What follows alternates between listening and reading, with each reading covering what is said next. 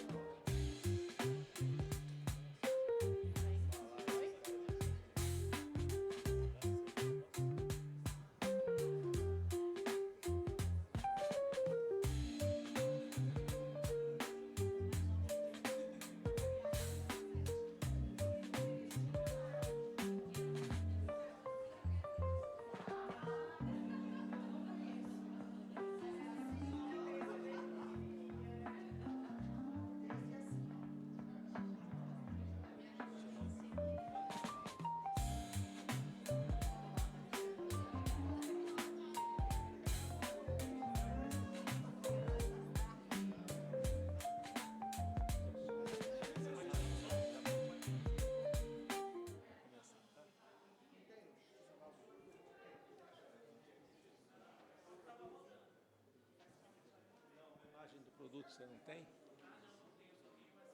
E para a hora de discussão, não te deram arquivo da hora de discussão?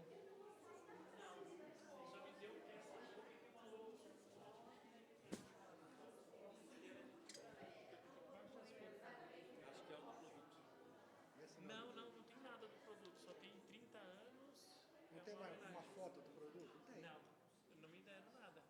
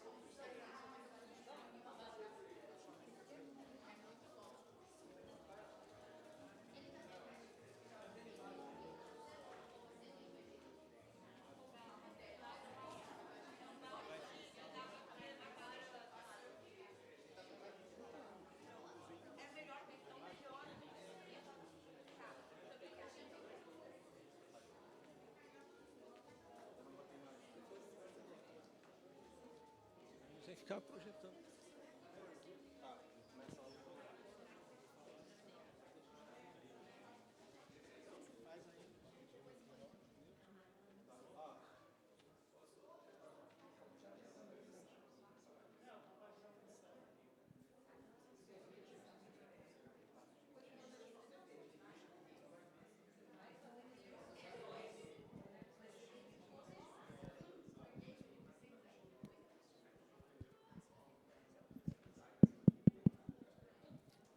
Boa noite. Vou esperar o pessoal entrar lá, que o papo está bom lá fora. Nós demos 15 minutos, queria agradecer a espera de quem chegou no horário, mas algumas pessoas pediram desculpas, estão presas no trânsito, mas nós temos que começar, já estamos 15 minutos além do horário. Muito obrigado a quem teve a paciência de esperar.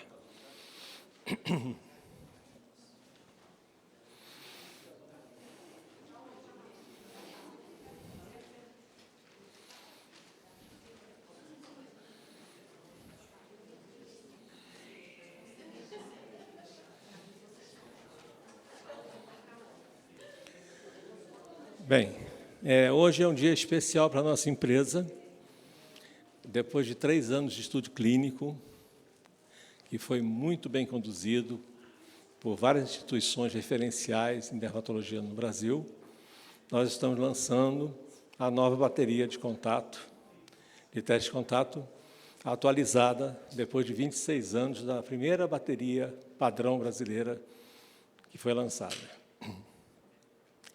Hoje nós temos os professores que participaram desse estudo, né, e vão nos brindar com as apresentações do estudo, resultados, discussão, para a gente conhecer bem o trabalho que foi feito. A bateria padrão, então, ela tem que ser atualizada, de preferência mais frequentemente, porque hoje são milhares de substâncias novas que entram no mercado todo ano. E aí, cada ano, nós temos novos alérgenos. E esse é o trabalho extenuante que se faz, um trabalho que envolveu centenas de pacientes e que vai nos atualizar e dar uma ferramenta nova com mais precisão e certeza de diagnóstico daquilo que hoje está agredindo os pacientes, que os pacientes estão se expondo mais. Para apresentar as 3 aulas, nós temos como temas a pesquisa, os resultados e a nova bateria padrão brasileira da SBD. Então, essa bateria é oficial, ela foi um trabalho contratado pela SBD, Sociedade Brasileira de Dermatologia. Essa aula vai ser ministrada pelo professor Renan Rangel Bonamigo, dermatologista e professor titular da Universidade Federal do Rio Grande do Sul, coordenador do grupo que coordenou o estudo e que conseguiu seguir com esse projeto junto à SBD.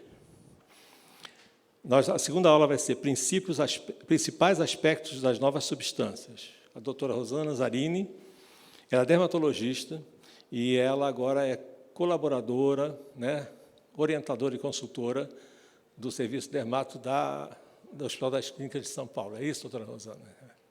Ela não está aqui, mas... Desculpa.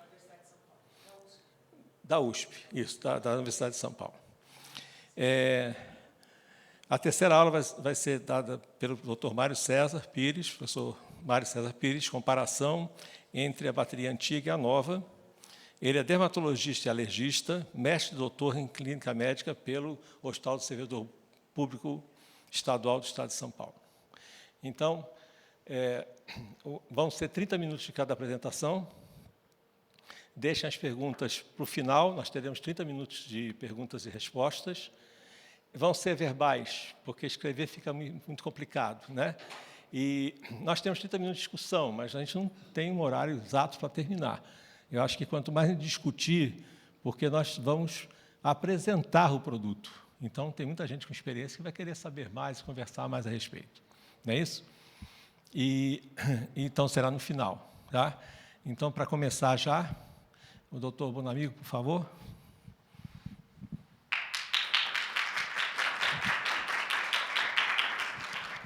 Boa noite, pessoal. Muito obrigado pela introdução, Dr. Rupert. Então, a minha missão aqui é apresentar como é que foi desenhado o estudo e como é que foi o caminho até chegarmos à bateria nova.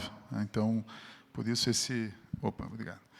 Por isso esse tema aqui, por isso esse título, como é que foi feita a pesquisa, os principais resultados, até chegar na nova bateria. Então, eu representando aqui a minha universidade, o Hospital de Clínicas de Porto Alegre e a Santa Casa de Porto Alegre, que são os locais que eu trabalho. Então, não temos nenhum conflito de interesses, nós temos absolutamente o suporte da empresa que aqui está, em contrato com a Sociedade Brasileira de Dermatologia. Esse é o título que foi colocado na Plataforma Brasil em 2022, e que, na verdade, desenvolveu a pesquisa a partir dali. Nós temos a numeração da aprovação do CEP do Hospital de Clínicas, que foi o CEP coordenador. Então, nós sabemos da necessidade da atualização de uma bateria pela presença de novos alérgenos, como foi falado já a cada tempo, E, à medida em que esses alérgenos são inseridos, nós temos produções de sensibilizações diversas ao longo de décadas. A nossa atual bateria, ela realmente foi executada, foi desenvolvida e foi perpassada durante 2 décadas e um pouquinho. Então, há necessidade de realmente a gente seguir adiante.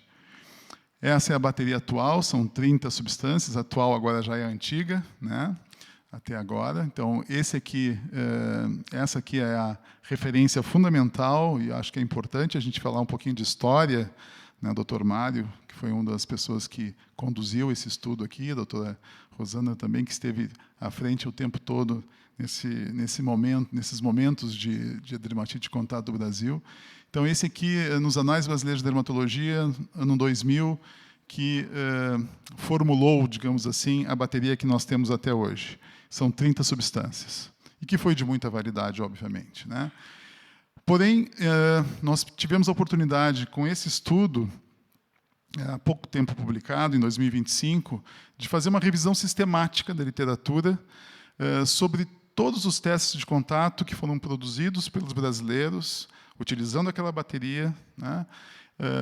E aí nos depararmos com as estatísticas que nós mesmos produzimos, né, ao longo desse período. Então, essa foi uma revisão sistemática, foi uma dissertação de mestrado de uma aluna nossa. Nós vimos, obviamente, que o sulfato de níquel foi o mais frequentemente positivo. E aí tem alguns dados interessantes, né? Aqui já temos dados da revisão sistemática: triclosano, butilfenol paraterciário, antraquinona, os menos prevalentes. E a gente conseguiu fazer em blocos de cada 5 anos, para vermos exatamente a frequência sendo mudada de tempos em tempos. E o Caton CG, por exemplo, a neomicina e o níquel aumentavam muito a cada 5 anos, enquanto que o quaternio e o timerosal, por exemplo, diminuíam. Aqui é a revisão sistemática, vocês podem ver a segunda coluna, é a melhor coluna para a gente observar. Então, isso aqui são testes realizados desde os 2000 a 2022 no Brasil, né? Então, nós temos lá 30% de níquel positivo, por exemplo, timerosal, cobalto e assim por diante, né? Então, essas estatísticas aqui são de 4.700 testes. Tá? E aqui nós temos a cada 5 anos, né? Então, nós temos ali de 2000 a 2005, 2005 a 2010, de 2011 a 2022, e nós podemos observar algumas tendências, né? Por exemplo, se vocês olharem o Caton, ele começa aqui nesse ano, com 1999 com 2, mas 2000, 0, depois ele vai crescendo, e na última estatística ele tem 15,2%, por exemplo, né? A neomicina também crescendo, já a nitrofurazona diminuindo, né? E assim por diante. Então, esse mapeamento nos foi muito útil também na medida em que nós tivemos que fazer algumas escolhas depois em relação à bateria que nós estamos formulando agora. A utilização desse estudo foi interessante para isso. Então, o presente estudo, que não é essa revisão sistemática, mas um estudo novo, né, prospectivo, teve como, então, objetivo fundamental testar uma bateria nova, acrescida de, na verdade, outras em relação à antiga, e as quais foram definidas por serem consideradas emergentes e possivelmente importantes. E, ao final, considerando os novos dados com essa nova bateria modificada, os aspectos estatísticos recentes, incluindo essa revisão sistemática, né, e a discussão entre experts do grupo, sugere-se, então, uma nova bateria. Então, esse estudo foi um estudo multicêntrico, prospectivo, transversal, de intervenção diagnóstica, de 23 a 25, teve a coordenação do Departamento de Alergia e de Dermatoses Ocupacionais da SBD, e 10 serviços participaram como centro de pesquisa. O estudo foi aprovado em todos os CEPs e o centro coordenador foi o Hospital de Clínicas de Porto Alegre. Esse aqui foram os centros que a gente desenvolveu. Então, Hospital de Clínicas de Porto Alegre, Hospital Hospitalar Padre Bento, Hospital das Clínicas da UFMG, Hospital das Clínicas da USP, Servidor Público Estadual de São Paulo, a Unifesp, a Santa Casa de Belo Horizonte, a Santa Casa de Porto Alegre, a Santa Casa de São Paulo e a Universidade Estadual de Campinas. Nós fizemos um cálculo amostral para estimar a proporção de ocorrência de prevalência ao redor de 1,8 de amplitude para intervalo de confiança, acrescentando 10% para perdas e recusas, chegamos a 523, num nível de confiança de 95%, e aguardando 1% de percentual esperado pela prevalência de positividade. Então, os fatores em estudo eram as substâncias do teste de contato, os desfechos foram as respectivas frequências das substâncias à leitura final principal. Os critérios de seleção foram a hipótese de diagnóstica de dermatite de contato alérgica, a indicação de teste de acordo com os protocolos, idade igual ou maior a 18 anos, que compreenderam e aceitaram participar do estudo e assinaram um termo de consentimento. A exclusão os critérios clássicos de incapacidade física ou mental, gestantes, pacientes em uso de corticoide nos últimos 30 dias, sistêmico, tópica nos últimos 7 dias no local da aplicação, imunossupressores em uso nos últimos 3 meses, né, imunossupressores e outras moléculas ou biológicos que hoje a gente utiliza com mais frequência, doenças dermatológicas ou não com muita atividade, história de anafilaxia, história de exposição solar na área da aplicação do teste nos últimos 15 dias, história de exposição à radiação ultravioleta por meio de fototerapia ou cabine nos últimos 30 dias. As principais variáveis: sexo, idade, fototipo, profissão, procedência, história de atopia, topografia da dermatite e cada substância testada. E as dependentes, os resultados dos testes de contato e a relevância para cada substância. A bateria, então, a gente chamou de estendida ou modificada, contou com 50 substâncias, né? Essas substâncias, os contensores, a caneta, para registro mídia, então, foram disponibilizadas pela FDA, Allergenic, à Sociedade Brasileira de Dermatologia, através de um contrato. E os contensores foram padronizados, então, pelo grupo internacional, o AQUA, né, com 10 câmeras hipoalergênicas em cada contensor. Aqui a chegada emocionante da bateria no serviço da Santa Casa de Porto Alegre, com uma atenção extrema dessa nossa colaboradora, a doutora Lilith, né? Aqui, os primeiros testes da Santa Casa de Porto Alegre. Então, das 50 substâncias, 25 substâncias eram as da bateria antiga e 25 dessa nova bateria em estudo. Foram já, na verdade, retiradas por diminuição das taxas positivas ao longo de décadas, o quaternium, a nitrofurazona, a quinolina, a antraquinona, e a lanolina foi substituída pelo Amershal.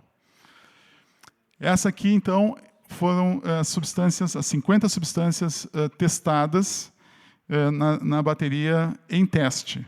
Então, eram 50 substâncias com as suas positividades e os seus veículos. Os testes foram aplicados de acordo com a padronização internacional, com leitura também regulamentar. A relevância clínica foi a afirmativa relação entre a resposta obtida na leitura do teste e o atual contato do paciente com a substância causadora da dermatose, ou uma relevância anterior, o contato, mas não relacionado à dermatose atual. Ao término da testagem, obviamente, a preocupação dos serviços em orientar seus pacientes quanto aos resultados e mantendo o acompanhamento nos serviços. Para a configuração da nova bateria, a princípio, foram integradas as substâncias que atingiram o mínimo de 1% de positividade, por ser esse o percentual internacional de aceitabilidade. E determinadas substâncias que se mostravam importantes por outros estudos já publicados e pela experiência dos nossos colegas. Resultados. Muito bem, aqui nós temos os resultados por centro, na verdade, em termos de frequência. O Hospital das Clínicas da Faculdade de Medicina da USP foi o centro que colaborou com um número maior de pacientes, depois o Hospital de Clínicas de Porto Alegre, e aí nós vamos... todos eles colaboraram de uma maneira muito importante, né? Mas temos essa escala, nós chegamos a um número, então, de 567 pacientes. Lembrando que o nosso N original era de 523, então a gente atingiu o número necessário e passou um pouquinho. Tivemos uma amostra predominantemente feminina, 74%. Os fototipos que predominaram variaram do 2 ao 5, predominantemente. Tivemos uma história de atopia, e aí história de atopia não só cutânea, mas respiratória também, e um número bastante importante, 40% ao redor disso. Na ocupação laboral, as atividades úmidas, né, foram importantes, ali em torno de 20%, mas a gente teve uma ampla gama aí de profissões que foram identificadas durante a testagem. A topografia também mais importante foram as mãos, os membros superiores, tórax e assim por diante, na verdade, bem distribuídas também. E esse dado aqui é bastante importante. Nós tivemos 70% de positividade geral dos testes, né? Então, isso é importante, é um reforço na verdade, a credibilidade do teste, né? Que isso a gente vai encontrar na literatura internacional. E a relevância também foi importante, 70% de relevância. Okay? Muito bem, vamos vendo aqui. Então, aqui a gente tem algumas imagens, aqui cedida pela doutora Mariana, que está aqui. Né? Vamos ver algumas imagens dos testes aqui, Bálsamo do Peru, o Mix 1 das fragrâncias. Né? Aqui, com o detalhe do detalhe das lesões vesicopustulares, até né, de uma placa da doutora Maria Antonieta, lá da Federal de Minas Gerais, da etileno diamina. Aqui nós gostamos bastante de usar dermatoscópio na leitura, então aqui para lembrar do uso do dermatoscópio para nos auxiliar a ver reações, aqui os fatos de níquel, a parafenildiamina.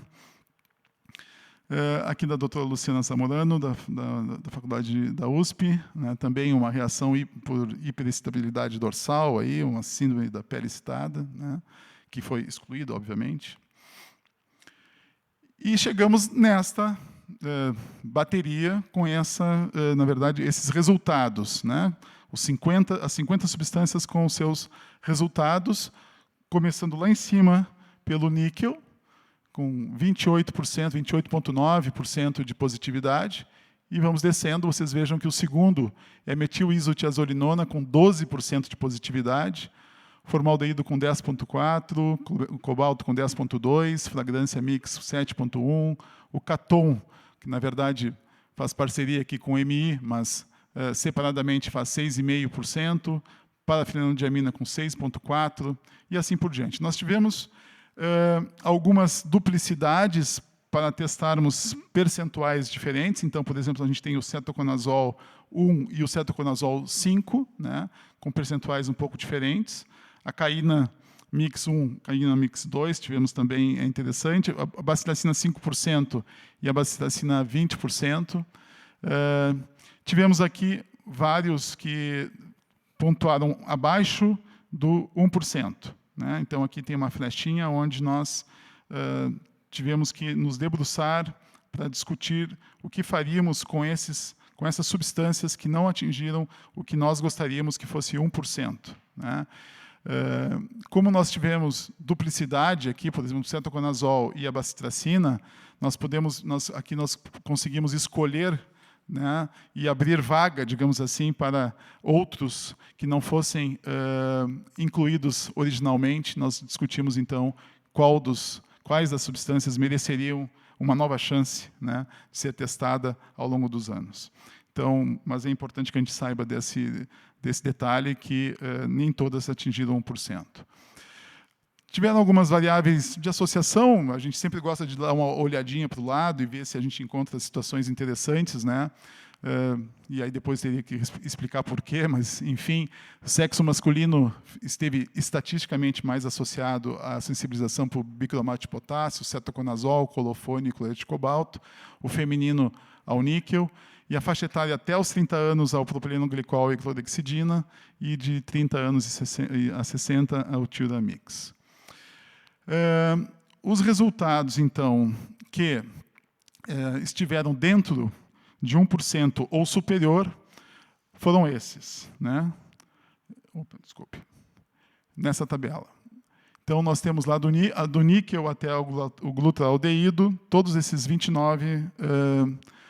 essas 29 substâncias integraram, na verdade, esse grupo dos 1%. Já esse grupo menor, dos 21, na verdade, nós tivemos, então, abaixo dos 1%. E aí nós começamos a discutir a elaboração da bateria. Né? Então, nós temos essa referência, 1% de positividade, 29 das 50 atingiram 1% de positividade, tivemos duplicidades, como o MI e o Caton, o cetoconazol a 1% e a 5%, a bacitracina a 5% e a 20%. Nós podemos escolher aqui, então, né, qual das situações que nós poderíamos incluir, e, portanto, tivemos 26 incorporadas, porque nós tiramos 3 daqui, dessas 29. Então, 26 incorporadas imediatamente. Né? nós havíamos definido que tentaríamos chegar em 40 substâncias para aumentar a sensibilidade dos testes, né? Quer dizer, nós tínhamos uma bateria com 30 substâncias e uma bateria com 40 permite, na verdade, a sensibilidade ser ampliada. Em decisão, então, do grupo, em função... Desculpe aqui. Em função desta relevância ou emergência, e considerando aqueles dados da revisão sistemática de 22 anos analisados com 4.000 testes, nos auxiliou bastante, né? A gente resolveu que iríamos incluir 14 substâncias que não tinham atingido 1% de positividade. Entre elas, então, essas substâncias que estavam ou na revisão sistemática como força, ou que fossem emergentes na literatura internacional, ou que a experiência de cada um de nós nos levasse a pensar que seria necessário manter, né? E dessas 14 substâncias, 7 eram da bateria anterior e 7 dessa nova estendida que nós testamos, certo? Então, entre as substâncias da bateria antiga, 19 foram mantidas e estão em azul, tá? E 11 foram excluídas. 11 foram excluídas, lembrando novamente, previamente ao estudo, que nem foram testadas, e essas aqui foram mantidas por decisão, foram excluídas por insuficiência. Essas aqui por insuficiência de dados, né? E o Caton porque se preferiu substituir pelo EMI. Já para a nova bateria padrão, de 21 substâncias foram incluídas das 25 novas testadas na bateria estendida modificada. Então, essas aqui são as novas substâncias da bateria de 2006. Né? Então, se nós tivemos essas anteriores 19 mantidas, nós temos mais 21 novas. Então, é importante que a gente saiba que das 40, 19 nós já tínhamos e 21 são absolutamente novas. Okay? Bateria padrão atual, antiga, né, 9 substâncias não atingiram 1% de positividade. 0,9 ali o butilfenol para terciário, PPD, etilenodiamina, mercapto, prometazina, parabenos, irgazan, hidroquinona e resina epóxi. Essas que estão em verde, nós mantivemos. Okay? São as 7 que nós mantivemos. Essas 7 que nós mantivemos têm as suas justificativas. Né? A etilenodiamina, muito empregada em aplicação industrial, e na revisão sistemática, ela tinha 4%. Então, naquela revisão, ao longo dos 22 anos, ela não teve um desempenho ruim. Né? Então, retirá-la talvez fosse demais. Né? O butilfenol paraterciário, com importância na medicina ocupacional, a revisão sistemática foi 0,9, mas mesmo assim a gente resolveu manter. Mercapto mix, importância na medicina ocupacional, na revisão sistemática 1,8. A prometazina, que é um uso, ainda se usa muito no Brasil, e na revisão sistemática 2,5. Os parabenos, um conservante importante, na revisão sistemática 2,4. A epoxirresina, que nós, incrivelmente, não tivemos positividade, na revisão sistemática não é muito alta mesmo, mas é 1,8, e resolvemos dar mais uma chance para a epoxirresina ficar numa bateria.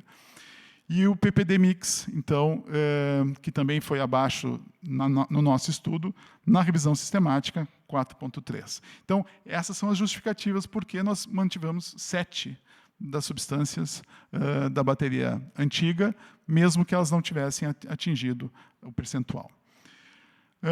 Aqui, só para relembrar, aquela revisão sistemática, né? Então, aqui nós temos o parabeno, aqui vocês vejam a média 2,4, o PPD mix 4,3, a etilodiamina 4, né? E o mercapto, desculpe, a terbentina 1,4, benzocaína 2. Aqui acho que desconfigurou um pouquinho. Eu queria mostrar aqui para vocês também essa variação, olha a variação do epoxirresina lá em cima, né? Que ela mais ou menos se mantém, ela é 1,8 lá no início e vai se mantendo, mas tem uma tendência à diminuição. A etilenodiamina também tem uma tendência à diminuição, assim como o mercapto, né? O parabeno também, aqui nós temos uma certa tendência a uma certa estabilização, à diminuição, né? Então, nós temos que olhar para essa tabela também de forma crítica para entender por que nós escolhemos algumas situações. E algumas substâncias da bateria que foi testada, das 50 novas substâncias, né, na verdade, da bateria nova de 50 substâncias, que foram também incorporadas com menos de 1%, né, foram 7. E aqui nós temos uma sintética justificativa, né? DMDM-dantoína é um emergente conservante de cosméticos e produtos de higiene pessoal, liberador de formaldeído.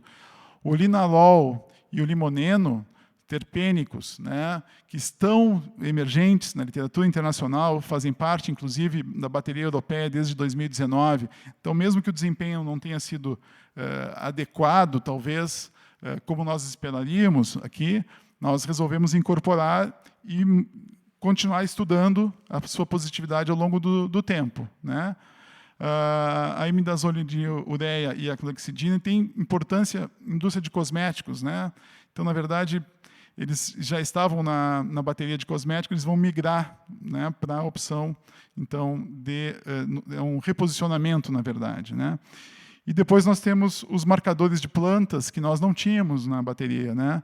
O compositae e o sesquiterpeno, eles vão nos permitir aí uma possibilidade de ampliar a etiologia na busca por diagnósticos por fitodermatite. E aqui a retirada do Caton foi retirado, apesar da sua positividade ser acima de 1%, porque nós temos um alérgeno, que é o metil-isotiazolina nona, que teve 12% de positividade nessa série, né? Então, nova bateria. A nova bateria ficou assim composta. Claro que depois houve um reordenamento do reposicionamento. Nós estamos colocando aqui como a gente testou, né? O sulfato de níquel, o hidroxiperóxido de linalol, a imidazole de ureia, cloreto de cobalto, a fragrância mix, o DMDM-dantoína, a resina epóxi, o amershol, cetoconazol, caína mix, o metilbromo-glutanitrilo, bicromato de potássio, bálsamo do Peru, parabenos, tiura mix, resina tonsilamida, o decilglicosídeo, carbamix, bacitracina, a fragrância mix 2, o metacrilato, o colofônio, propileno glicol, bronopol, butilfenol para terciário, glutaraldeído, PPD mix, etilenodiamina, mercapto mix, prometazina, compositae, neomicina, sesquiterpeno, parafenildiamina, hidroxiperóxido de limoneno, metil-isotiazolinona, a cocamidopropilbetaína, clorexidine e formaldeído. Então, essa, na verdade, é a síntese, a conclusão, na verdade, da reunião dos nossos esforços do estudo multicêntrico nacional, com a revisão da literatura, com a revisão sistemática brasileira e com a experiência de cada um. Esse estudo ele foi publicado muito recentemente, esse ano, na nossa principal revista brasileira de dermatologia, e eu poderia dizer das mais importantes atualmente no mundo, porque nós tivemos um upgrade de fator de impacto importante, nós temos 3,6 de fator de impacto atualmente nos anais, e nos pareceu correto, na verdade, publicar na nossa revista e não numa revista internacional, seja na valorização da revista, seja porque os dados são nossos, né? E ela hoje tem um impacto internacional também importante, né? Então, aqui nós temos todos os autores, são autores e coautores, né, extremamente importantes, vocês vão identificar o sobrenome na maioria. Nós tivemos aqui uma estatística, uma pessoa que nos deu muito apoio no Hospital de Clínicas de Porto Alegre, que é a Daniela Bumaguin. Então, aqui está o trabalho. E as nossas perspectivas quais são, né?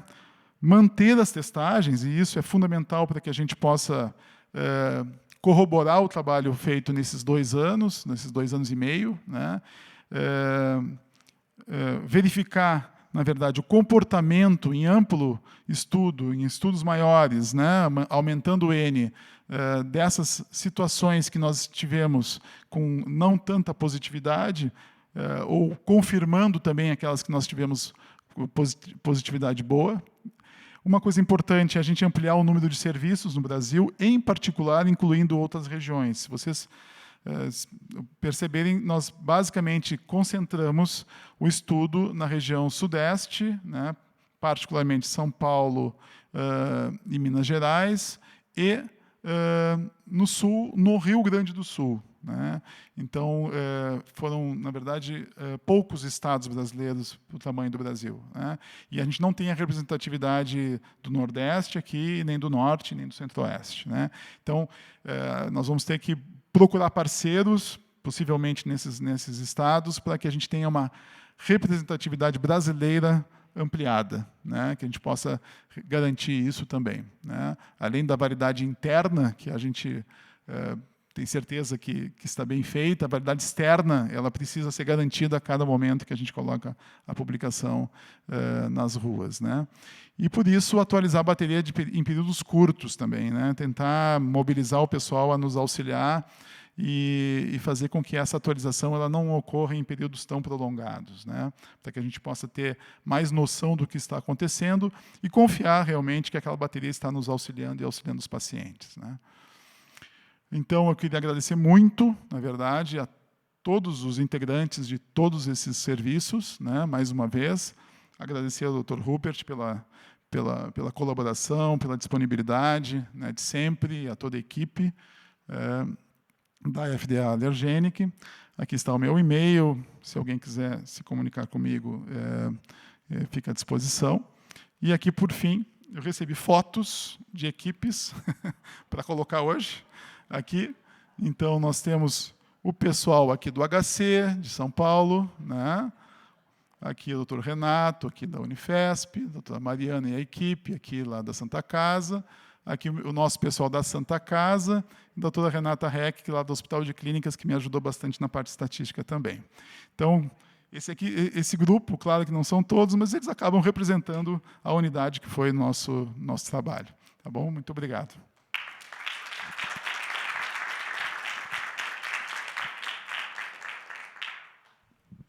Muito bom.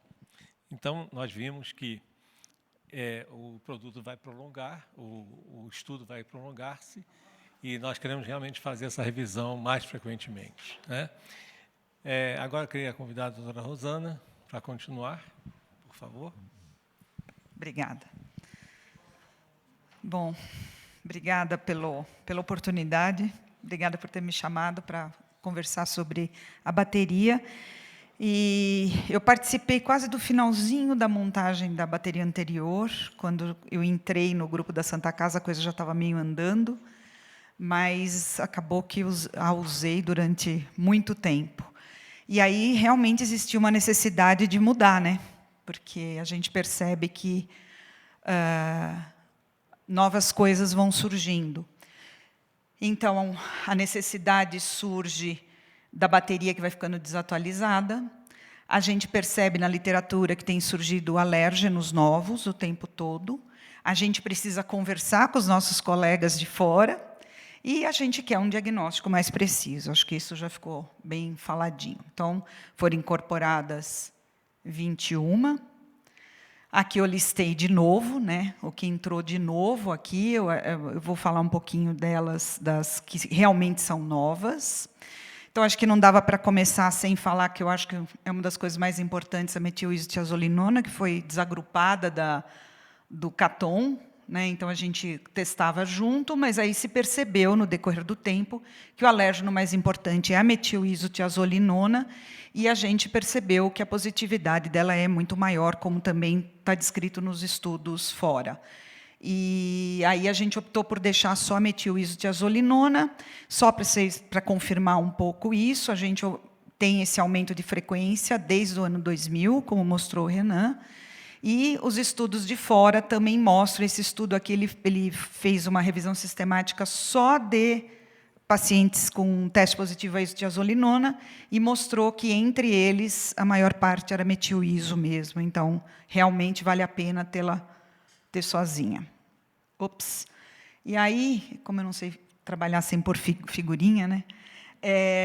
Então, aqui, ó, um teste fortemente positivo, e aí a gente vai checar nos rótulos das embalagens, a gente vê que eles ainda estão presentes em vários compostos. Outro dia, esses daqui são shampoos, mas outro dia eu peguei em condicionador. A metil-iso. A fragrância Mix 2, que eu acho que vai ser um ganho muito interessante para a gente melhorar o nosso diagnóstico, a dermatite de contato, a fragrância. Então, nesse grupo 2, entram essas substâncias aqui. E tem estudo. Por que é importante? Porque alguns estudos já mostraram que, quando você coloca também a fragrância Mix 2, você tem um incremento no diagnóstico das dermatites de contato à fragrância. A única coisa que a gente tem que ter atenção é que esse estudo aqui não é um estudo tão novo, tão recente, e, na época em que ele foi feito, o liral era uma substância muito frequente nas alergias na Europa. E agora, atualmente, o liral lá já deixou de ser usado, e aí a gente precisa ficar atento se esse liral vai fazer alguma diferença para a gente ou não. De qualquer maneira, a fragrância Mix 1 continua sendo o alérgeno mais importante. Isso daqui mostra a frequência maior, tanto entre adultos quanto em crianças, mas existe um acréscimo, sim, e muito provavelmente a gente vai ver casos, como eu já vi, só a fragrância Mix 2 positivo. Aqui, isso daqui, desculpa, é foto do próprio paciente, esse dermatite eczematosa na mão, intensa, e olha o resultado do teste. Ignorando que tem outras coisas positivas aqui que também poderiam ser relevantes, mas a gente vê um teste positivo a fragrância Mix 1, fragrância Mix 2 e liral separado. E o bálsamo do Peru também. Tá? A outra que entrou é o metil de bromoglutaritrila. Essa é uma substância que teve uma positividade alta, mas é uma substância para a gente prestar atenção, porque, na verdade, existe uma dúvida se ela ainda tem relevância atual nos produtos. O que se sabe é que existe uma relevância a produtos antigos, importados e industriais. Ele fazia parte de um conservante chamado Ioxil K400, onde estava associado ao fenoxetanol. Eu fui procurar se eu encontrava onde que existia metil de bromo, para nós aqui hoje em dia, e eu encontrei isso daqui, que, na verdade, são aquelas tinturas coloridas roxa, verde, azul, amarela, aquelas coisas. Isso foi numa pesquisada muito rápida, tá? Mas é uma coisa para a gente pensar, porque ainda pode estar presente em questões mais ocupacionais. Tá? As duas substâncias aqui que o Renan já falou, então a gente optou por deixar o linalol e o limoneno na forma oxidada, que é a forma que vira um alérgeno mesmo, porque ele é um alérgeno em ascensão e a gente não sabe o que vai acontecer aqui. E também, aí eu vou fazer uma propagandinha minha. Foi um trabalho que foi publicado, saiu agora, mas a gente escreveu esse trabalho já tem um tempo.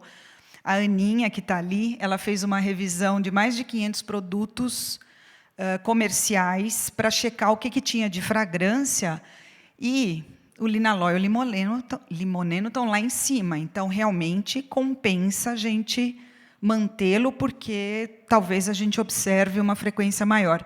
E aí, uma outra coisa que chama atenção, aqui é o liral. Ó. E praticamente inexiste, né? A gente vai ter que ficar atento, é um dado para prestar atenção. Outra coisa que entrou, que eu fiquei muito feliz, o cetoconazol. Mas a gente teve uma positividade alta, 3,2%. Né? E por que ele é importante? Porque ele é um antifúngico que as unidades básicas de saúde disponibilizam, e tem muito paciente que, quando vai comprar creme ou pomada na farmácia, que agora não pode vender antibióticos sem receita, eles pegam associação com antifúngico. Então, o uso é muito comum no nosso meio.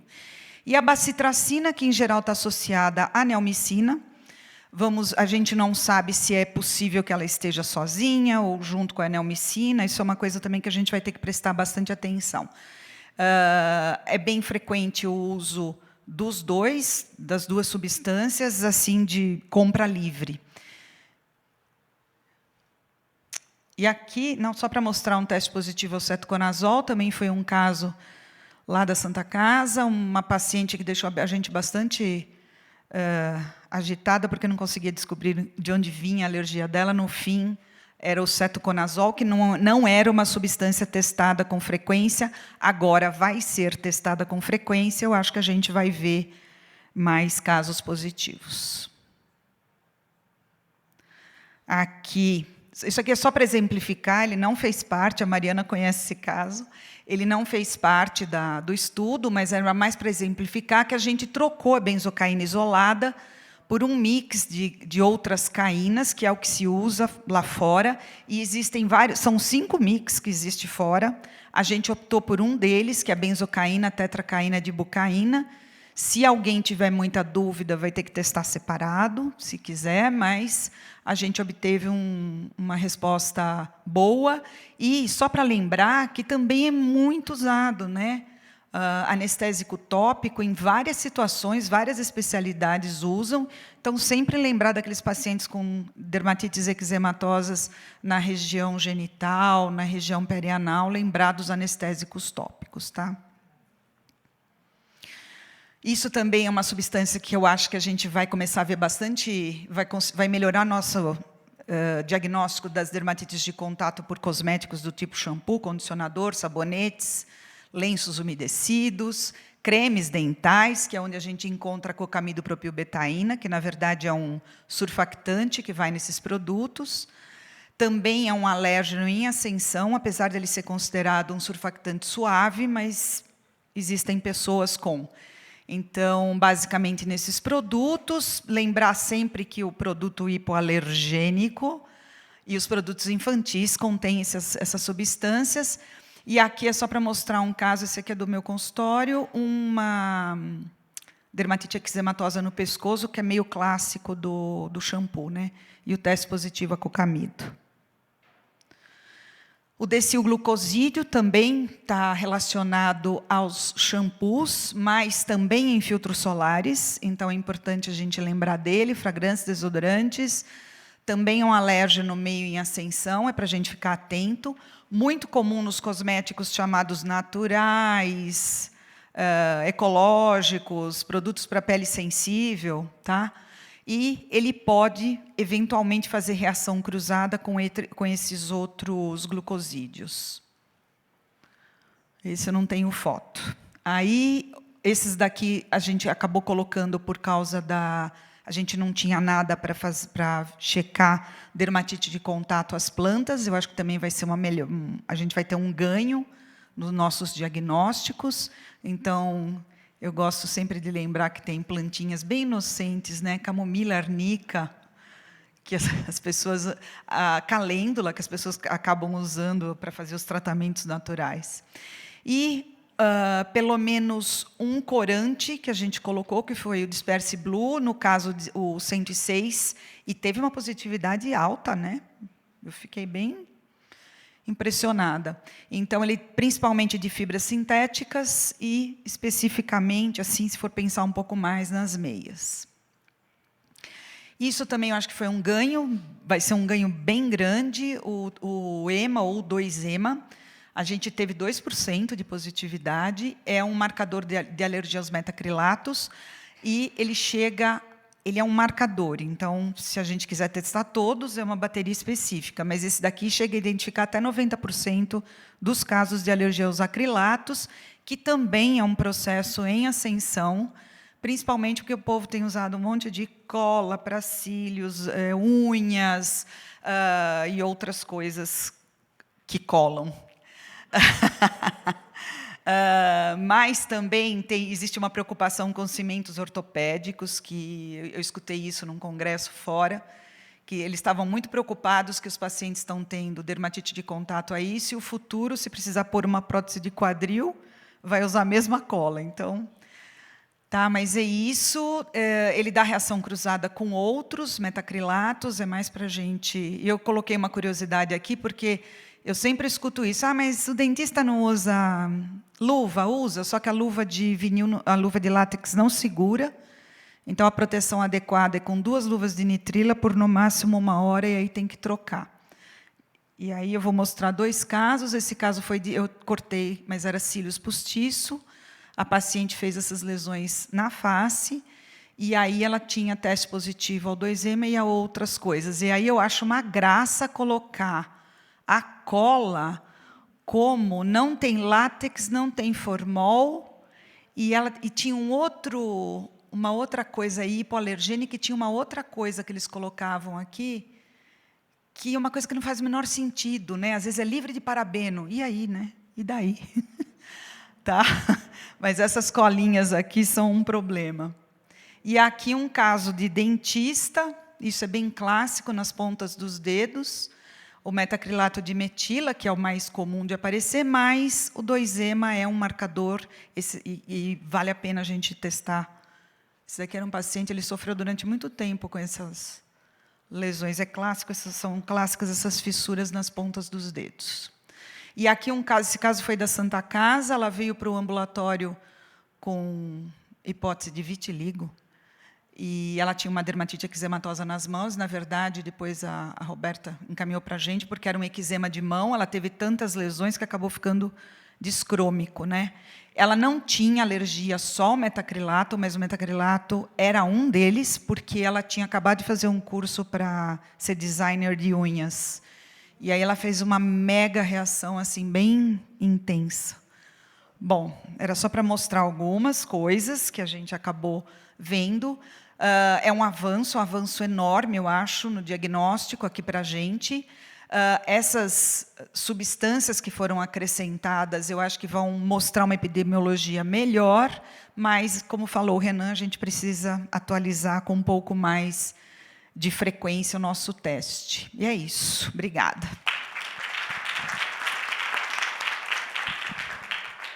Então, é muito legal, né, pegar a experiência pessoal, colocar a sua opinião num grupo de pesquisa, de um ensaio clínico, e aí você comprovar isso em 500 e tantos pacientes, né? Isso que é o bacana da ciência. E é isso que a gente gosta de fazer, felizmente. Parabéns a vocês. Vou passar a palavra ao Dr. Mário, por favor. Obrigado. Esse aqui passa também? Quem não viu ainda, boa noite. Então, eu vou complementar algumas coisas das substâncias que permaneceram e das que foram retiradas, né, da bateria antiga. Aqui são meus conflitos de interesse, lembrando que a FDA nós não recebemos nada diretamente, foi as baterias cedidas para os serviços e todo o material para o teste, inclusive o Finchamber. E não vou falar nada de nenhum produto desses outros laboratórios.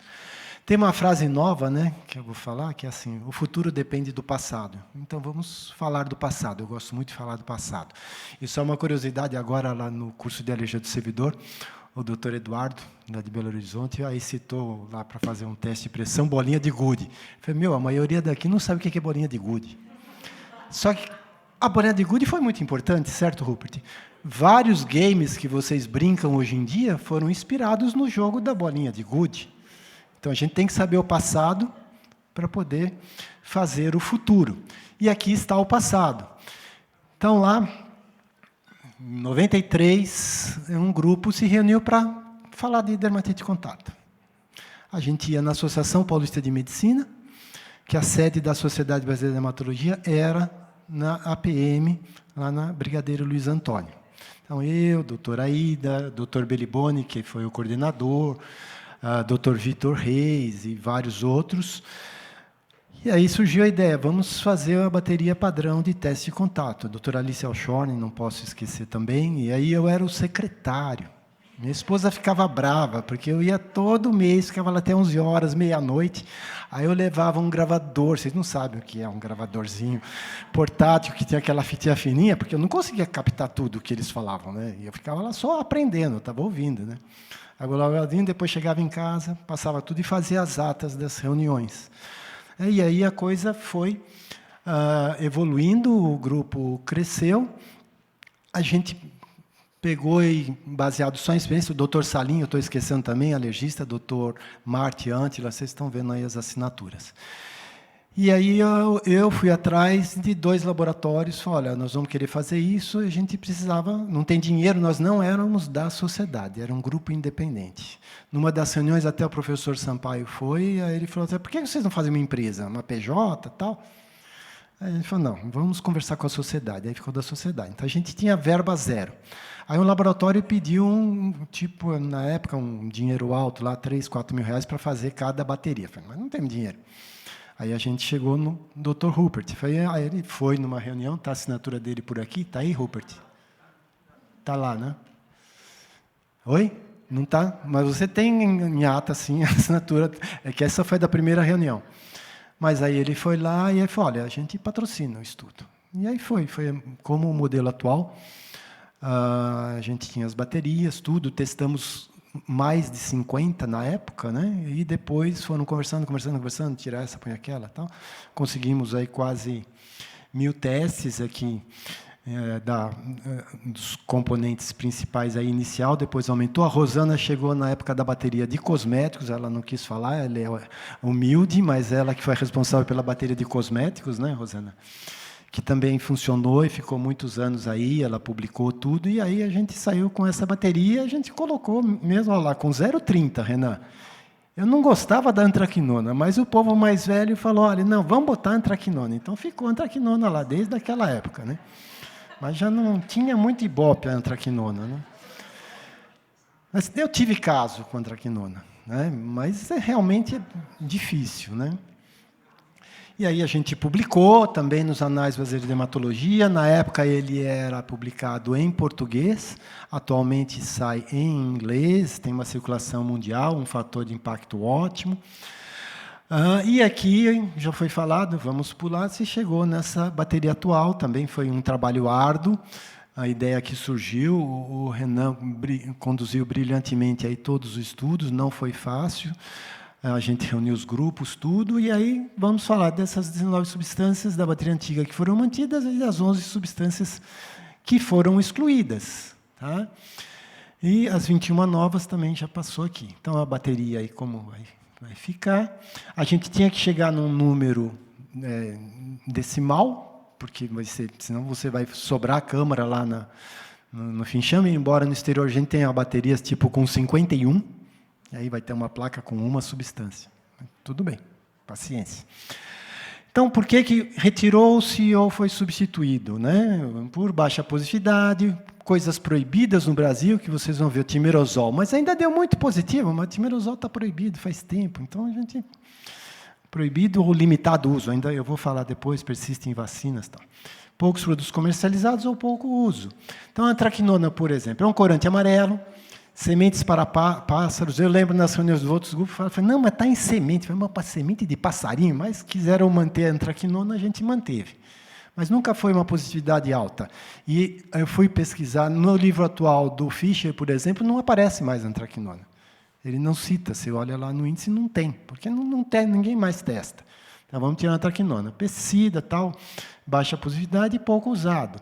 A hidroquinona, sim, ainda é usada em produtos despigmentantes, mas está fora dos estudos das baterias americanas e europeias. Eles também estão diminuindo o uso, tem uma tendência na Europa até a se proibir a hidroquinona por outros motivos, por dar ocronose e tudo. Já participei dessas discussões.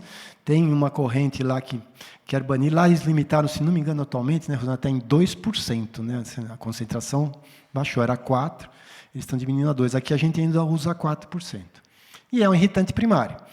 O Irgazan, também conhecido como triclosan, tem em alguns produtos de higiene íntima, a positividade é baixa, baixa prevalência, e nas baterias internacionais, eu também procurei na americana e na europeia, eles também não testam mais o triclosan, o Irgazan, e a positividade sempre foi baixa. O Caton não foi retirado, ele foi dividido ao meio, porque nós fizemos um estudo, Santa Casa participou, a USP participou, o servidor, o Padre Bento, que a gente testava o Caton No mesmo pacientes que tinham teste positivo, já a gente retestava o Caton, a metil-iso separado e a metilcloro separadamente, né, em água e em petrolato, e a maior positividade foi da metil-iso sozinha.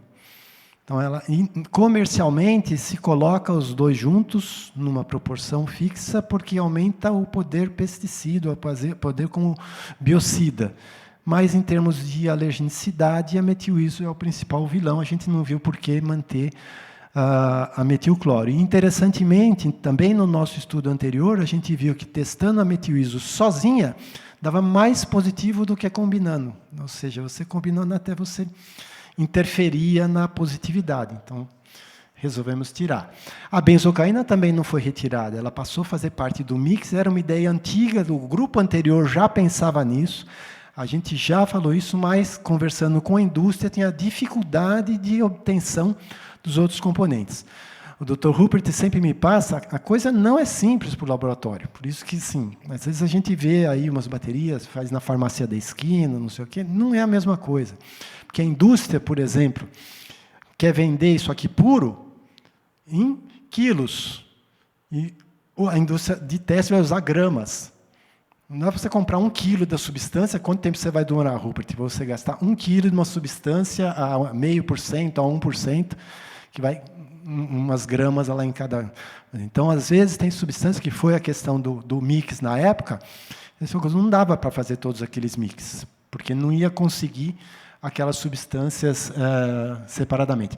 O quaternium, aqui, ó, em 2021, a Anvisa limitou em 0,2%.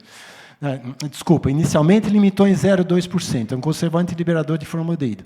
Em 21, proíbe o uso em cosméticos e produtos de higiene. A substância, posteriormente, foi banida devido aos seus riscos toxicológicos. Não pensem que as autoridades de vigilância sanitária pensam na questão alérgica. Não é esse. O problema sempre é toxicológico. Não é que o produto... Lógico, tem exceções. Tem produto que vai dar um caminhão de alergia e ele é retirado.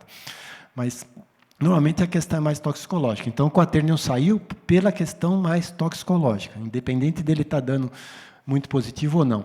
A quinolina em alimentos, defensivos agrícolas, produtos dermatológicos, e a positividade, o trabalho do Renan mostrou, que vem caindo ao longo dos anos, então nós também resolvemos tirar. A nitrofurazona é um agente antibacteriano, está em alguns colutórios. Furacin, a maioria nem conhece, né? Quem sabe o que é furacin? Já ouviram falar, pelo menos, né? O Rupert nem lembra, né? Paraqueimol, queimadura, né? A vovozinha de vocês falava, você queimou, paraqueimol. Tá? Então, dava mais alergia. Hoje, pouco se usa, nem sei se ainda existe. Não sei, será que existe, Mara? Acho que não, né? Não sei. Então, assim, a gente parou. Oi? Existe, Betânia? Mas você usa nos seus filhos? Ah, bom. Faz favor, né? Não, você usa creme Fenergan, né? Melhor. Timerosol é a mesma coisa. Aí as curiosidades do grupo antigo. Tinha algumas pessoas, vamos dizer, de personalidade um pouco forte, que cada um, eu tenho razão, a Rosana sabe. Não, é tilmersal. Aí o outro, não, é timerosol. Aí não sei o quê, é com TH. Aí o Dr. Mário foi atrás. É do ácido tilsalicílico. Então é tilmersal.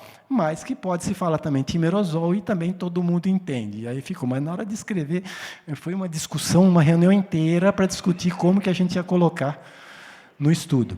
Então é um mercurial, por isso que foi limitado o uso, por ser um metal pesado, a gente passava o mertiolate, de mertiolate, de tilmersal. Se passava quando eu era criança, dava banho, e aí a mamãe falava, não, que arde cura. Tem que arder. Se não arder, não presta. E ardia. Ardia pra caramba. Você usava também, né? Com certeza. Então, timerosol, aí o governo foi e limitou o uso. Permaneceu o uso em concentrações mínimas em colírios. Fora do Brasil ainda se usa. No Brasil, eu acredito que não estão usando mais. Eu não tenho visto mais problema com colírio. E em vacinas ainda é permitido, porque vai ser um uso mais profundo em concentrações muito mínimas. Então, eu não tenho neurose com presença de timerosol em vacinas. Eu acho que foi permitido ainda, depois o Rupert pode dar mais detalhes sobre isso. E dava muito falso positivo. Cara, vem lá aquele teste bonito, positivão lá para timerosol, aí você conversava com o paciente, e daí? Mesmo depois que proibiu o mertiolate, mudou a fórmula, né? Mertiolate hoje é cloreto de benzalcônio, continuava dando reação. Era um marcador importante de alergia ao piroxicam, aos oxicans de um modo geral. A gente teve bastante caso aí na década de 90, início dos anos 2000. Depois foi caindo porque também surgiram novos anti-inflamatórios. Hoje em dia, piroxicam é muito pouco usado, mas era tão típico, era uma fotoalergia que dava. E o marcador era o ácido tiosalicílico. A teribentina, entraram outros produtos na bateria, marcadores de plantas, alergia à planta, melhores do que a teribentina, e a gente resolveu tirar. Tinha uma positividade, mas foi baixa, e como os outros, pela literatura, são melhores, a gente resolveu manter o sesquiterpenolactona, a compositar, que tem uma positividade maior. E os famosos já que conheceram, vários motivos para permanecer, os metais, ninguém nega, continuam bastante positivos, a alergia aos perfumes está aumentando, mas se a gente somar, os metais ainda são importantes, é o que a gente mais vê, a gente tem que manter em todas as séries internacionais, níquel, cobalto e potássio bicromato de potássio tem uma positividade alta, então foram mantidos. Lembrar que também estão presentes, além de metais, em corantes, em jeans, por exemplo. Verá um estudo nos Estados Unidos com a presença de níquel em jeans, não esses jeans que vocês usam já tudo rasgado, desbotado, naqueles jeans azulzinho. Só uma marca não tinha níquel. Fizeram uma pesquisa, e o níquel também e o cobalto são muito importantes como contaminantes em cosméticos, não vai estar na composição. Isso é um problema. Porque no processo de fabricação, aquilo pode ser fabricado em um dispositivo niquelado, que recebe um revestimento de níquel. E isso não vai estar escrito lá, olha, contém. Eu tive um caso daquelas coisas de ser teimoso. Capricorniano não é teimoso, é que ele tem sempre razão, mas eu vou atrás. Uma paciente com um quadro de uma farmacodermia, uma alergia extensa, e ela tinha um estente na perna. E ela insistia para mim, falou, doutor, foi depois que eu coloquei o estente. Aí tratei, dei corticoide, eu tive que fazer o teste dela na vigência do corticoide. Deu bicromato de potássio. Aí eu liguei para o vascular dela. Aí falou, olha, o que você colocou? Eu falei, não, eu coloquei um estente que chama-se nitinol, que é de níquel e titânio. Não tem cromo. Falei, tá bom. Aí eu dando corticoide, não melhora, tal. Aí eu liguei para o cara de novo. Você dá para me dar o nome da empresa que fabrica o nitinol? Ele falou, não, pois não. Aí eu passei um e-mail para a empresa, com a história toda da paciente, com foto do teste. Aí eles me responderam, é de níquel e titânio, cromado por fora para impedir a liberação do níquel. Era um estente cromado. Aí eu liguei para o vascular. Eu falei, escuta, tá aqui, né? Aí o cara pegou e falou, tá bom, então eu vou tirar o stent e vou fazer uma ponte arterial. Aí virei santo. A família veio falar comigo, feliz da vida, caramba, tal. Porque fui atrás. Então, isso não vai estar escrito na composição. E tinha, Rupert, no cromato, 100 ppm, que é mais do que suficiente. A partir de 10 ppm pode dar alergia. Então, os metais continuam sendo e sempre vão continuar sendo importantes. Aí, os alérgicos da borracha. Também foi falado hoje. Quando a gente fala em látex, é a proteína natural da borracha. Mas outros tipos de luvas também podem ter esses componentes. Então, a gente tem que manter, porque a positividade é alta e também o uso é grande, até como equipamento de proteção. E nós, médicos, somos extremamente sujeitos a ter esse tipo de problema. Os preservativos, formaldeído, colofone, rosina, eu coloquei por grupos, propilenoglicol, parabenmix, butanoglicol. O formaldeído, ele é o terceiro mais prevalente, continua sendo. Atualmente, o formaldeído é a substância química mais difundida na vida urbana, na vida industrializada. Por exemplo, esse tapete aqui vai ter essas cadeiras, roupa nova. Quem fez medicina e nas aulas de anatomia ainda se usavam formal, hoje não usam mais, cheira uma roupa nova, você vai lembrar da aula de anatomia, ela cheira formal, para ficar engomada. Quanto tempo fica uma roupa até da fabricação, até chegar na vitrine? Se você não colocar nada, vai embolorar, vai vir fungo. Então, se coloca formol. Então, formol tem que continuar, além de medicamentos, se eu começar a falar, tem muita coisa que não vou fazer mais. A rosina dos dentistas aí também é importante, propilenoglicol, a positividade vem se mantendo estável ao longo dos anos. Ainda hoje, lá no curso do servidor, foi falado sobre a presença de propilenoglicol em várias coisas que a gente não imagina que possa ter, é só vocês olharem nos rótulos. Tem medicamento, tem creme, pomada de corticoide que contém propilenoglicol. Os parabenos pela frequência, mas a gente já está na mira.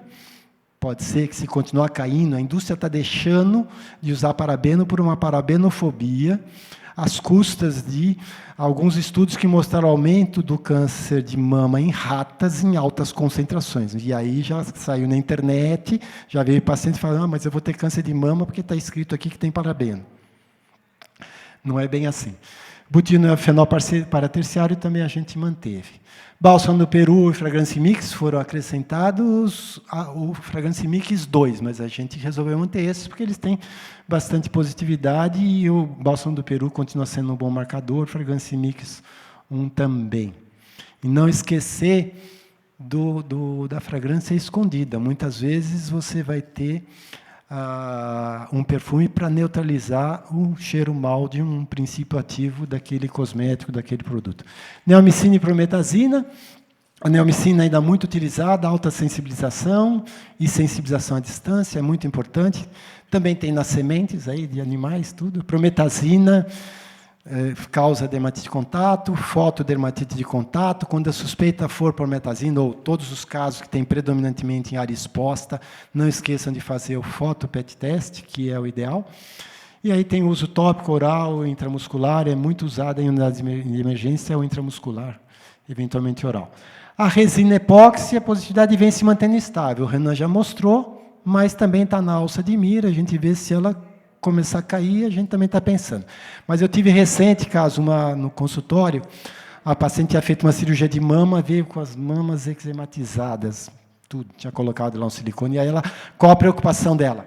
Foi do silicone, não pode, eu não vou tirar, acabei de colocar. Não. Aí fui, tratei, fiz o teste, resina epóxi, o cirurgião tinha usado a cola cirúrgica. Cola cirúrgica é Durapal, é igual a, como é que chama lá? Super Bonder. É Dermabond.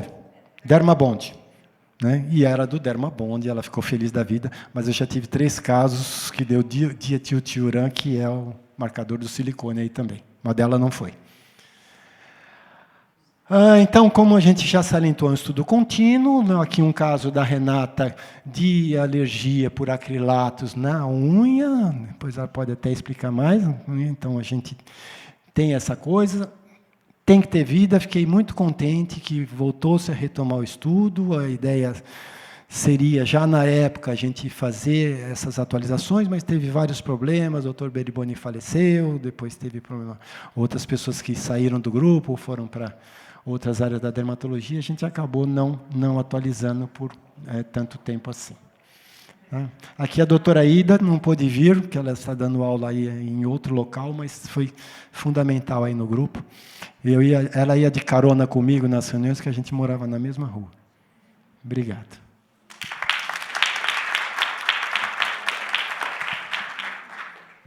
Então, vamos à história, né? O que viabilizou o primeiro estudo foi o Martin Antila, quando ele me levou para a Finlândia para trazer as FinChambers, que é o único contensor aprovado para estudos e para testes de contato reconhecido pelo Grupo Internacional de Pesquisa em Dermatite de Contato. E, nessa época, essa empresa era finlandesa, por isso que o nome é FinChambers. Hoje, ela pertence a uma empresa americana chamada Smart Practice, que está em Phoenix.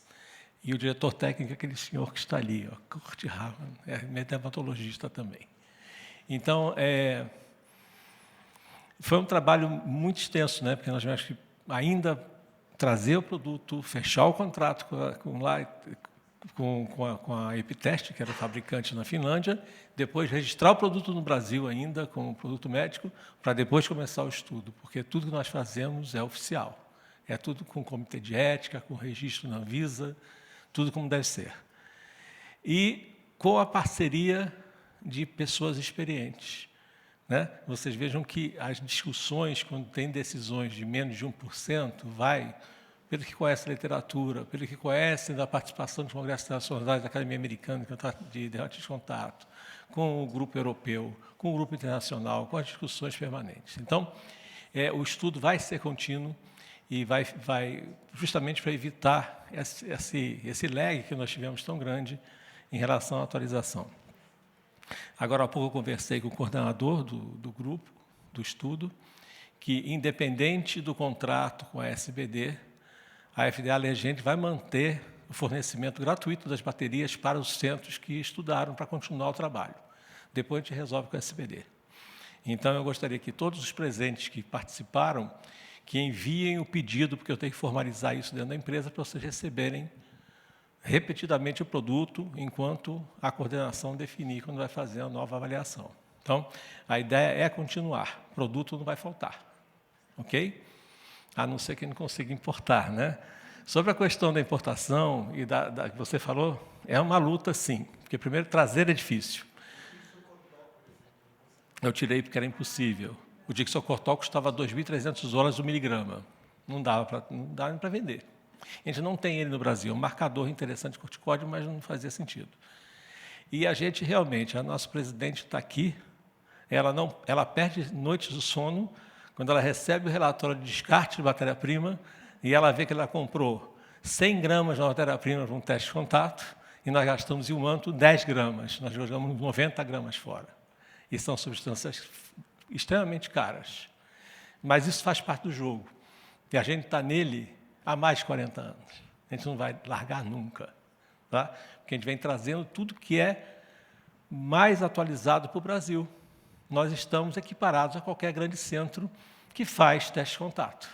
Isso graças a vocês e graças a nós que estamos dispostos a continuar contra todas as adversidades que a gente encontra. Então, queria agradecer mais uma vez vocês terem procurado de novo a gente e dizer que nós estamos aqui para continuar. Tá? E, Mário, você quis entregar a minha idade, mas eu sofro aquela síndrome de Benjamin Button. Então, eu espero que nos próximos 2 anos eu tenha 40. Então, tá legal. Vamos então para a discussão. Eu vou convidar os professores para a mesa e vocês fiquem à vontade, vão receber microfones para fazer as perguntas, tá ok?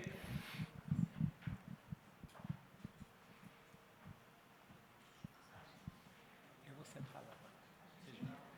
Eu vou sentar aqui. O microfone da plateia, por favor.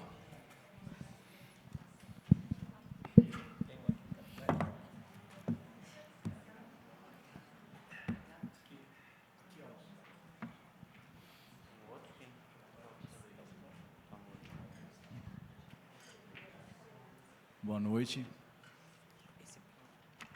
Está funcionando? Boa noite, parabéns à mesa. Incrível apresentação. Rupert, gratidão. Só fala o seu nome para todo mundo saber. Eu sou Flávio. E de onde é? Eu sou de Presidente Prudente. Sou imunologista. A Luciana te mandou um abraço. A minha pergunta, eu acho ela interessante. Acho não, tenho certeza que é interessante. Não, de sagitariano. Metade cavalo. Então, em termos de reatividade cruzada, 2 substâncias, etilenodiamina, naquele laudo que a gente tinha, ela cruzava com hidroxizina, cetirizina e prometazina. Né?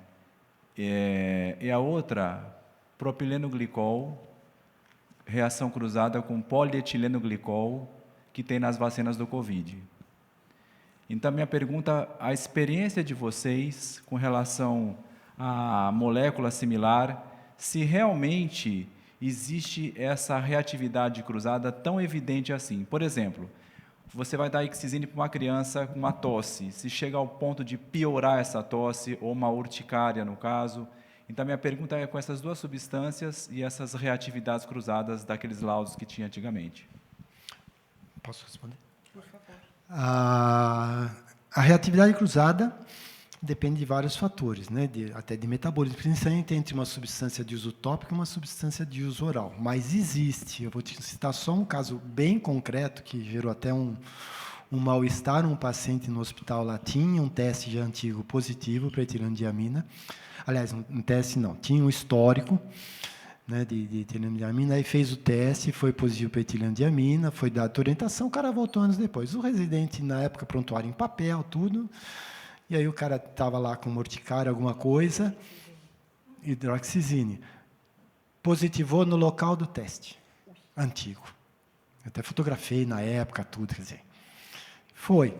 E fora outros casos da clínica. Esse caso me lembra bem porque ficou tipo uma erupção fixa nas costas, na altura. Lógico, não estava a marcação mais, mas falaram, pela posição, era 9, se não me engano, né? O etileno, Rupert. A bateria antiga é o 9, né, etileno? Aí falou, olha, primeira plaquinha ali, ó, foi o 9. Então, isso existe, né, a reatividade cruzada. Não sei a opinião de vocês. Agora, não é uma coisa certeza, porque depende do metabolismo, depende de enzimas e várias coisas, para você ter aquilo que vai chegar na pele. Mas você tem que acreditar em prometazina, neomicina, por exemplo, cruzar com outros antibióticos do mesmo grupo. Sim, é um marcador. O piroxicam, na época, com timerosol, quando se usava muito timerosol e muito piroxicam, o residente chamava na sala e eu perguntava para o paciente, quando você tomou o piroxicam, o Feldene? Não perguntava se tomou. Ah, não, doutor. Como o senhor sabe? Eu falei, eu sei que você tomou. E você tomou só depois. E esse era o problema do piroxicam. Era uma erupção fotoalérgica. Era uma erupção bolhosa, que parava aqui onde a camisa protegia, ficava aqui no colo, muito típica. E era isso, o cara tinha usado lá na infância o mertiolate, se sensibilizou, mais tarde alguém prescreveu lá o piroxicam, o tenoxicam, o meloxicam, qualquer desses oxicans, e o cara fazia essas fotoalergias. A Rosana viu alguns também, né, Rosana? Só que hoje vai cair no uso, né? Não, eu acho que é isso. Acho que esse respeito pelo cruzamento das substâncias tem que ter, apesar de, eventualmente, não observar em todos os pacientes, né, do ponto de vista clínico. Sim, tem um outro fator que a escola francesa valoriza muito, não só nessa condição, como nas farmacodermias, e agora os americanos também estão acreditando bastante. Até hoje foi apresentado um caso lá na reunião, e também tivemos caso no Padre Bento recente, que é do segundo fator. Então, o paciente vai te falar, mas eu sempre tomei isso, nunca tive nada. O exemplo é a dipirona. Eu tomo dipirona para enxaqueca, não tem nada. Eu tomo dipirona que eu estou com vírus, tem. No caso, por exemplo, hoje em dia ele tem uma polimorfa, é protocolo a gente entrar com antiviral. Tem a droga, mas o cara tem um herpes, tem um coxsackie, tem alguma coisa. Então, a gente tem vários casos, teve uma que internou recente lá no Padre Bento, na UTI, tudo, com o Steven Johnson, né, que a gente entrou com antiviral, a gente tem entrado. O caso de hoje foi apresentado agora, eu discuti os casos lá na reunião do servidor, é a mesma coisa. Então, às vezes, também tem um segundo fator. Fala, pô, mas às vezes o cara toma, não tem nada. Não dá essa reatividade cruzada, como você falou. Que foi um segundo fator.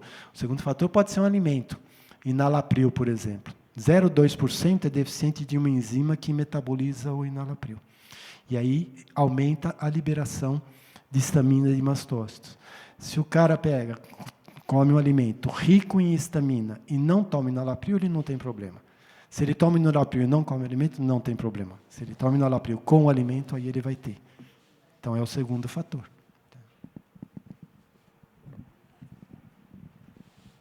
Alguma pergunta a mais? Oi, boa noite. Meu nome é Priscila, sou alergista do Rio. E eu queria perguntar uma coisa assim, mais que eu fiquei com curiosidade. Eu vi que vocês colocaram uma bateria, quando vocês foram testar bacitracina e cetoconazol, foi cetoconazol, acho que vocês fizeram concentração diferente. Essa concentração, vocês pegaram de acordo com os produtos que tem no mercado ou foi para vocês verem limiar mesmo né, que causa reação? Na verdade, quando você existe uma padronização da concentração que você usa para fazer um teste. Normalmente, ele não é igual ao que está no produto vendido, é menor. Então, você vai testar uma substância com o menor limiar possível para ela causar uma reação. Por que a gente pôs 2? Porque não tem uma definição clara na literatura. Então, tem um livrinho que chama De Groot, que tem as 4.000... tem um monte de substância, e ali você encontra qual que é a concentração e o veículo adequado. No caso do cetoconazol, 2. Você vai olhar os estudos, duas concentrações diferentes. Então, a gente colocou as duas para ver o que acontecia. E optamos por uma, que foi o que deu mais reação. Não é isso? Acho que é Uma isso. vez nós fizemos um curso de Química da Dermatocontato. Tem até um livro sobre isso, foi em Portugal, com o Jean-Paul Lepoitin e o David Basquetier. Se vocês pegar na literatura, vocês botam esses nomes, vão sair um monte de coisa. São químicos. E é uma loucura, Priscila, porque assim, a maioria das vezes a concentração que a gente usa não é a do mercado, é menor. Se colocar lá, vamos falar, um nebacetim direto, ele vai irritar, fechado. Entendeu? Então, normalmente, esses caras estudam in vitro primeiramente, fazem o teste LLNA, que você vai ver o potencial alergênico daquilo, e aí você vai pegar a menor concentração possível para desencadear uma alergia no teste, mas não necessariamente é o que está no produto comercial. Não sei se o Rupert quer acrescentar. E as concentrações têm que estar entre o irritativo, que vai te dar falso positivo, e o sensibilizante, né? Então, como todo teste diagnóstico, ele tem que ter a variação de sensibilidade e especificidade, que é sempre uma luta, que são antagonistas. Se aumenta a sensibilidade, baixa a especificidade, e assim sucessivamente. Então, existe a literatura e existe a diversidade de raça, de hábitos. Tudo isso pode fazer diferença de resposta, né? Então, os estudos têm que ser sempre repetidos e conduzidos para que a gente chegue no valor preditivo positivo correto, para ser um teste diagnóstico. Não teve uma discussão durante anos como que você testava o formol? Cada hora que pegava um trabalho, ou era 1%, 2%, em líquido, em vaselina? Claro, vocês vejam, para o fabricante, até vocês usuários, seria interessante que essa bateria fosse toda semissólida, todas em seringas. E nós somos obrigados a ter frascos líquidos, né? Então, assim, por quê? Porque na água eles foram mais efetivos, mais fidedignos do que em vaselina. Não quer dizer que vaselina não dê. Sim. E isso pode variar até de país para país. Então, no Degroote você acha as 2 concentrações, 3 concentrações, as referências todas. Tá legal? E isso aí. Então, isso aí é importante. Eu queria fazer uma menção aqui importante da doutora Ida. Ela ligou para mim, ela está em Vitória, dando aula, ela lamentou não poder vir, e de um trabalho muito importante, que é a organização das substâncias na bateria. Ela é organizada por afinidade química. Então, afastar substâncias que têm afinidade química reduz a falsa positividade pela síndrome perexcitável. E esse trabalho é feito desde o doutorado dela, e isso baixou em quase 10% a falsa positividade, e facilitou o trabalho, que é a SPE. Nós vimos uma que você projetou aqui, com os líquidos, né? Todos foram SPE, que até você poderia falar um pouco mais sobre isso, vocês poderiam falar um pouco sobre a SPE, que é uma armadilha muito forte no teste de contato, né? Que a interpretação do teste é muito mais complicada. Ele é trabalhoso, mas a interpretação do teste é mais complicada. Eu acho que essa menção à doutora Ida é importante, porque ela nos auxiliou, ao final, a organizar realmente, separar, para realmente diminuir essa possibilidade de síndrome da pele excitada, né, onde existe uma reatividade falsa e, na verdade, uma reatividade imunológica hiperestimulada, né, pelo status do paciente em relação a uma das principais substâncias, que acaba fazendo com que outras sejam positivas, mas, na verdade, são falsos positivas, né? Diferente do polissensibilizado, que nós vimos bastante, né? Que verdadeiramente o paciente é sensível, e hoje nós temos, é interessante que parece termos, como as pessoas têm se exposto muito, né, elas realmente estão polissensibilizadas e não são, na verdade, falsos positivos. Isso a gente tem percebido, não sei se vocês têm percebido isso. Sim, eu concordo. Quando, no começo lá do grupo, a gente falava que um teste não podia dar mais do que 3 substâncias não relacionadas positivas. Hoje isso a gente já vê, porque é isso.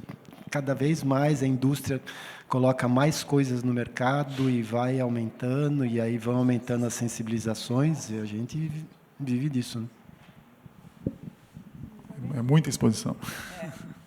E puxando um pouco para o nosso lado da indústria, uma bateria de contato não é só testar clinicamente. Nós temos que desenvolver muita coisa, né? Tem que ir muito de biodisponibilidade, de excipientes que não dão reação de contato. A vaselina, o petrolato, que você tem que ter um acordo com a Petrobras para pegar vaselina cosmética de índice de pureza de 99%.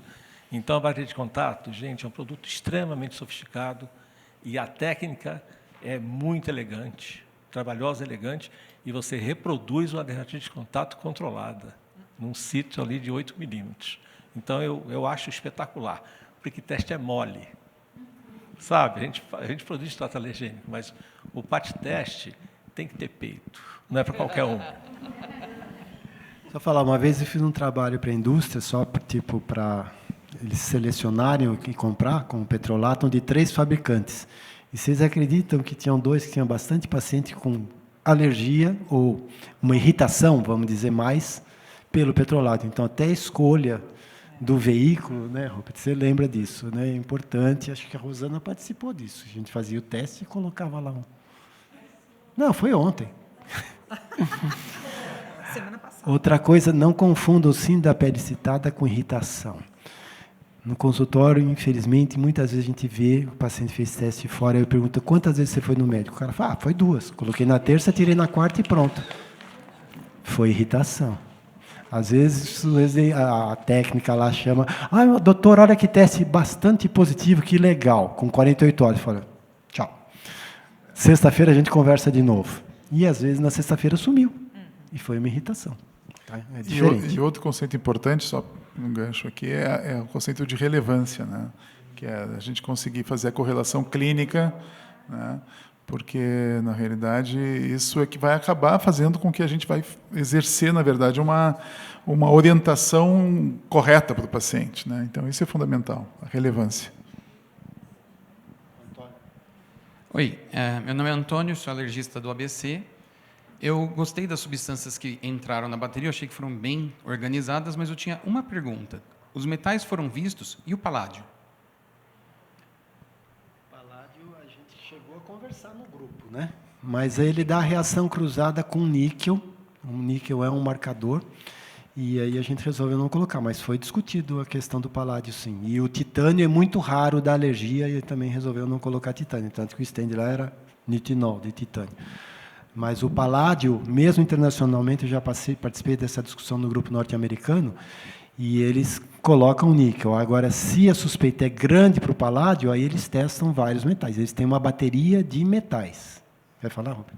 Sim, ele não está querendo dizer, mas nós já fizemos um teste de bateria de metais. Não sei se foi com o grupo de Rosário. Não, foi aqui em São Paulo mesmo, né? Fizemos uma bateria de metais. Fizemos. Do Arduço. Foi em Rosário, na Argentina, e funciona muito bem. Só que é difícil, né? Porque você não consegue mercado, a bateria é muito cara e não tem mercado. Né? Aí nós vamos falar de pagamento de convênio e tal. Então, nós estamos sentindo a necessidade cada vez mais. A Mara é alergista, ela recentemente, a minha mulher também, infelizmente. Então, ela trouxe um caso de um paciente que ela está com dúvida, que ela quer testar metal, e eu pedi para ela conversar com o Mário para ver o que ela pode fazer, porque fica difícil, onde é que a gente pode fazer. E, de repente, a gente vai ter que preparar alguma coisa. Mas, assim, é complicado. E aí, de novo, aquele problema. Vai comprar paládio? Vai comprar titânio? Aí você compra não sei quantos gramas, que vai te custar 20, 30, 50 mil reais para gastar 10 gramas, 1 grama, 2 gramas. Então, fica inviável. Então, fica difícil para o paciente, porque ele já está passando, nesse caso, um problema, né? São próteses, são coisas importantes. Então, a gente tem que melhorar isso. Né? Então, acho que, assim, talvez serviços de referência fossem importantes para a gente poder mandar isso para o paciente, porque aí você centraliza e aí você pode gastar mais o produto e justifica você preparar. Nós estamos sempre abertos para tentar fazer, mas nós temos limitações, né? E financeiras também valem, né?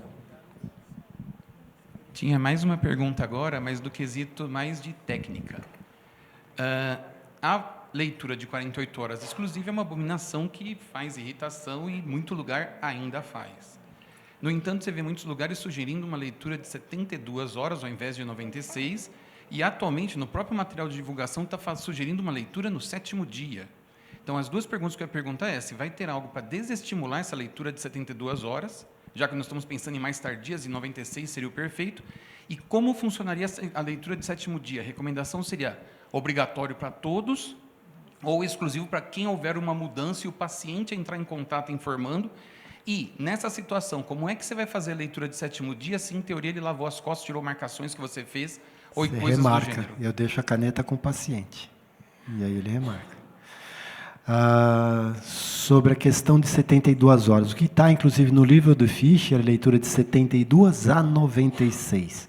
Mas com a recomendação, se você, por uma questão de consultório, olha, eu não trabalho na sexta-feira, ou qualquer coisa assim, você vai fazer só 72, você pede para fotografar, ou fala para voltar, se aparecer alguma coisa, se puder fazer a 96, é melhor. Também já participei de discussões internacionais nisso. Na Alemanha, eles fazem 72 e 96. O cara vem quarta, quinta e sexta.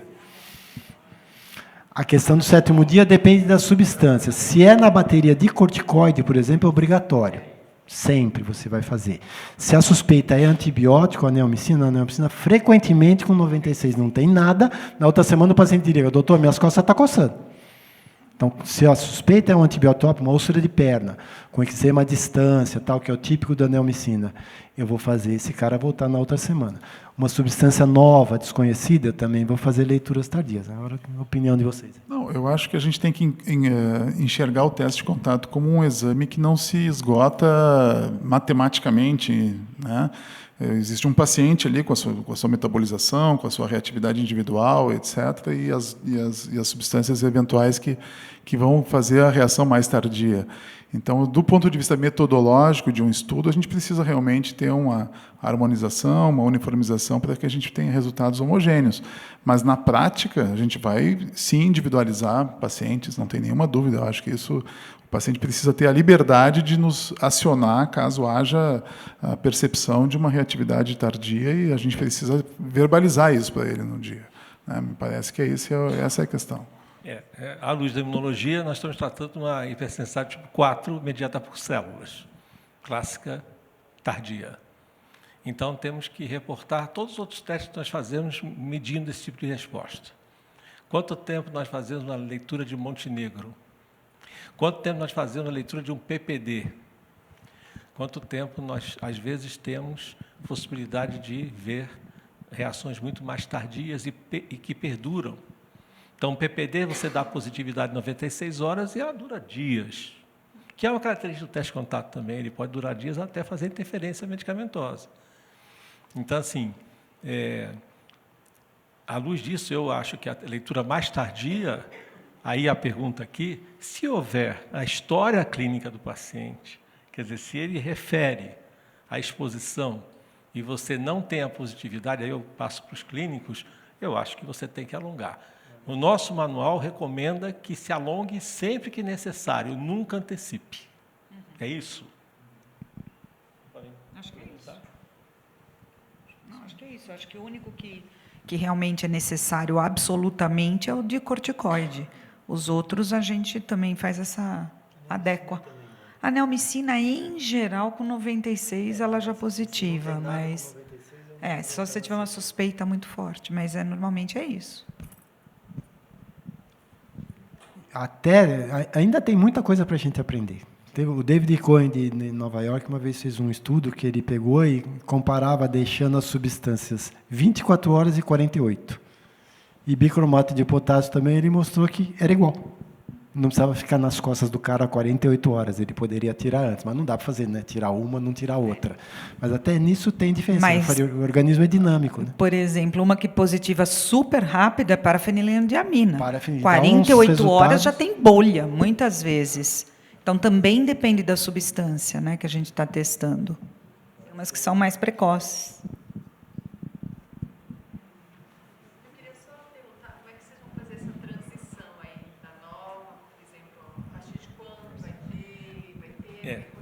O nosso pessoal da área comercial está Boa preparado para pergunta, responder isso.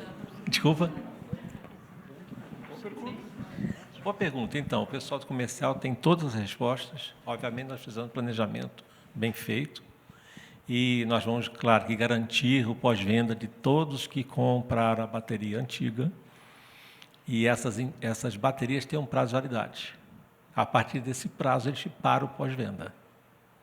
E aí, para comprar só a nova bateria. Então, o novo cliente vai comprar somente a bateria nova. A partir de hoje, o lançamento oficial é hoje, nacional, e entrega a partir de 15 de junho. Mas, claro, durante ainda a vigência do prazo de validade da bateria antiga, a gente vai mantendo o pós-venda, assistência técnica, reposição se necessário. Mas não vamos mais vender a bateria antiga, né? Então, nós temos que manter os clientes. Tá?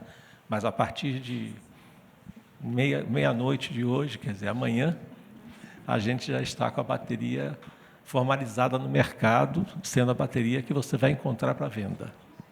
Ok? Está claro isso? Está certo, diretor comercial Zé Carlos? Tá. É igual carro, você vai comprar, eu vou comprar um modelo 25, 26 ou um 26? Então é a mesma coisa, você quer um 25, 26 ou quer o 26 ou 27, que né, agora é 27, que já vai vir com isso e aquilo, e aí é mais baratinho o outro, tal, mas vai parar de vender o 25, 26, não vai ter mais, agora só vai ter o 27.